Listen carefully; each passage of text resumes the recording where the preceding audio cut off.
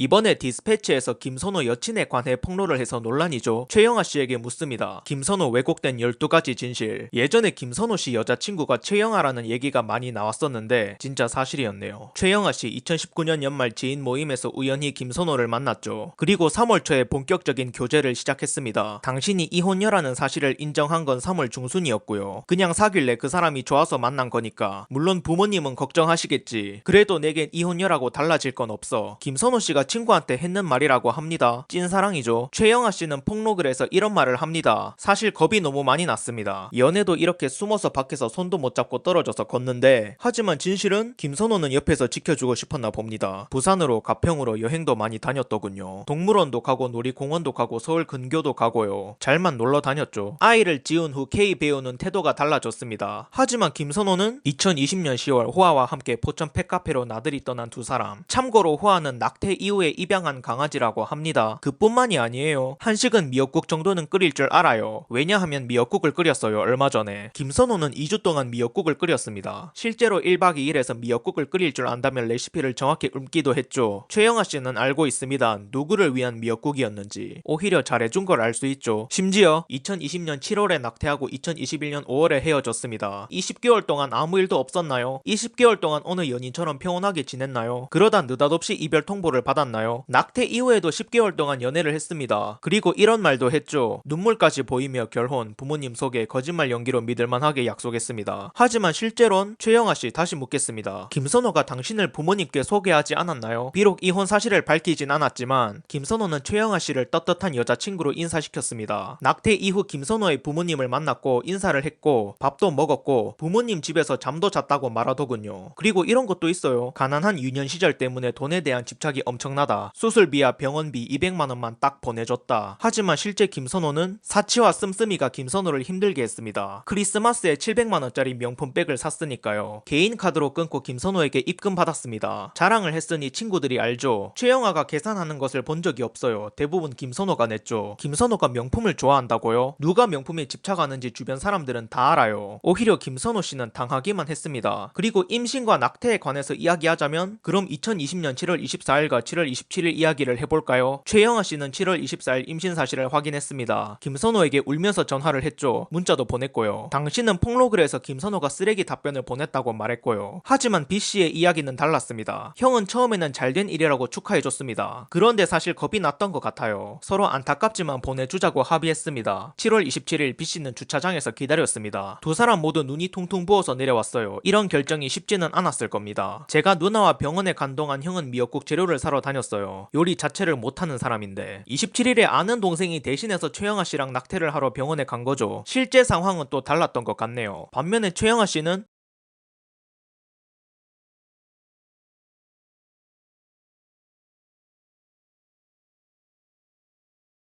그러니까 이게 어떻게 된 거냐면 나 헤어짐 진짜 어이가 없어. 아침에 어제 새벽에 거짓말을 해서 걸렸어. 근데 남자 있는 자리에 가놓고 안 간 척 거짓말을 하다 걸렸어. 근데 문제는 또 다른 남자 만난 걸 이야기하는 거야. 딴 남자를 많이 만났네. 난 클럽도 가도 되고 남자 있는 자리 가는 것도 질투 안 한다고 솔직히만 얘기하고 집에 도착했을 때 문자만 남겨주라고 했는데 이걸 어겼어. 이건 아니지. 우리가 바라는 건 항상 그것뿐인데. 그래서 선물을 들고 집에 갔는데 집에 없는 거야. 차도 없고. 그 이후로 거짓말 안 하기로 했는데 열받아. 너 다른 여자 만나 차라리. 딴 남자랑 바람핀 걸 거짓말 하다 걸린 거죠. 하지만 김선호 씨는 최영아 씨를 용서했습니다. 그 외에도 다양한 내용들이 있지만 그건 기사를 직접 보시면 될 것 같습니다. 이런 상황에서도 김선호 씨가 맞서지 않은 이유는 선호 형이 그랬어요. 그래도 사랑했던 사람이라 이해하려고 애썼습니다. 전 국민이 보는 앞에서 사생활로 싸우고 싶지 않다고요. 그래서 대응 대신 사과를 했다고 합니다. 그렇다고 하네요. 제 생각은 이렇습니다. 김선호가 최영아의 행동에 너무 지쳐 마음이 떠나서 헤어지게 되었는데 최영아는 김선호가 자신과 결혼해주지 않자 화나서 그의 잘 나가는 모습이 보기 싫어 없는 거짓말을 꾸며 홧김에 폭로한 게 아닌가 싶습니다. 김선호 씨가 되게 불쌍하게 된 것 같아요. 이 모든 게 거짓말이었는데 이 거짓말 때문에 자신의 인생이 날아갔고 이걸 되돌릴 수가 없으니까. 자신이 여자를 위해 최선을 다했었는데 돌아오는 게 이런 상황인데 얼마나 억울하겠습니까? 이 사실이 많이 알려졌으면 좋겠어요. 김선호 씨의 명예가 조금이라도 더 회복되었으면 좋겠습니다. 결론입니다. 이래서 여자는 잘 만나야 한다.